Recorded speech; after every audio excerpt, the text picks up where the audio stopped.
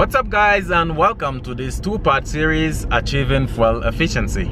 As we all know, fuel prices are not pocket friendly and many are going the hybrid route or smaller displacement engines such as the Toyota Yaris, aka Vitz, or the Duet, or many others.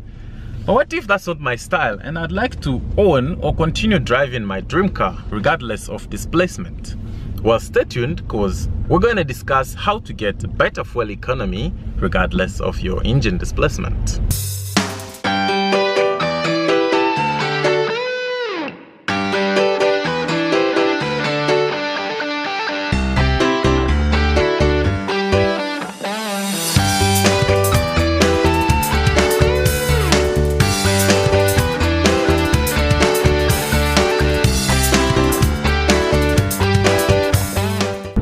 Welcome to part 1 of the series Achieving Fuel Efficiency, where we will discuss how to drive effectively and efficiently in order to get better economy.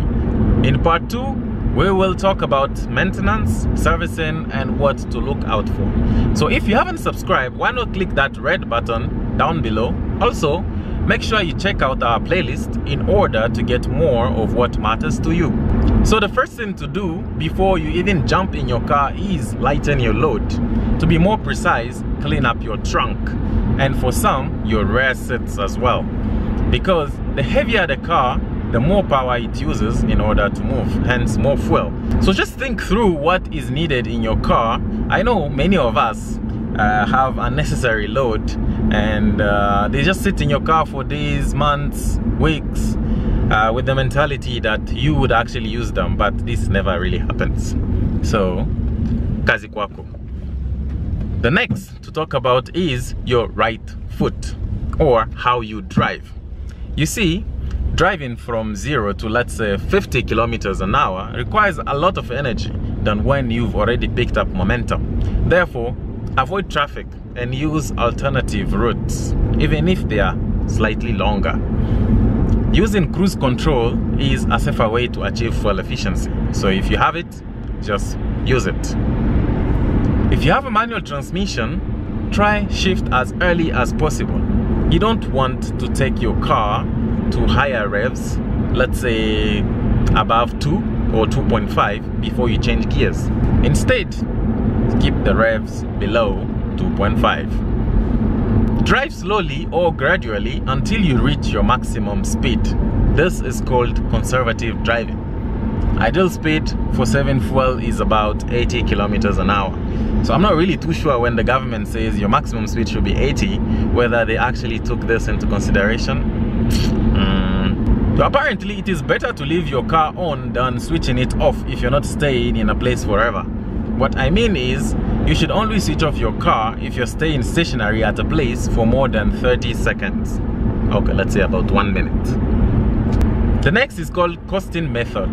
This means moving easily without using power. So when going down the hill, you should let go of the accelerator and let gravity do its thing, hence the word coasting. For manual transmissions, just step on the clutch as you go down the hill. But please watch out for the gear you're in before you start accelerating, otherwise.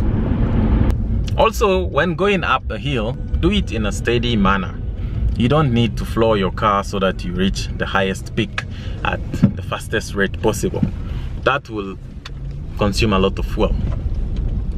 Now, the next one has created many discussions in forums, and that is taking down your window over using air conditioning or the AC.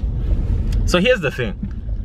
Up to about 50 to 70 kilometers an hour, it is advised to take down your window. That is if you need fresh air coming inside the car. And of course, it's not a sunny, hot day. Any speed after that will create a drag. Basically, too much air coming inside your car, creating resistance. Hence, your car will need more power to still keep up with the speed that it is using. So which will mean more fuel. So after about 70 kilometers an hour, you should take up your windows and turn on your AC. Put it on recycle. You will actually consume less power than taking the windows down.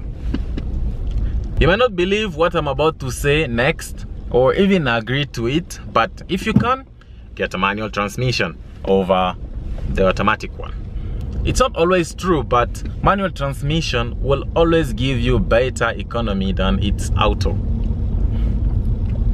Be careful of where you fuel and which fuel grade you use. Higher octane level fuels such as the Shell V-Power here in Nairobi, Kenya will just be a waste of money, especially if you own an old car or if your user manual does not recommend it, because it's not going to use or benefit your car. So other cars recommend it, but I think it's not really necessary, because I have seen people put in regular fuel on their Ferraris and nothing really happens.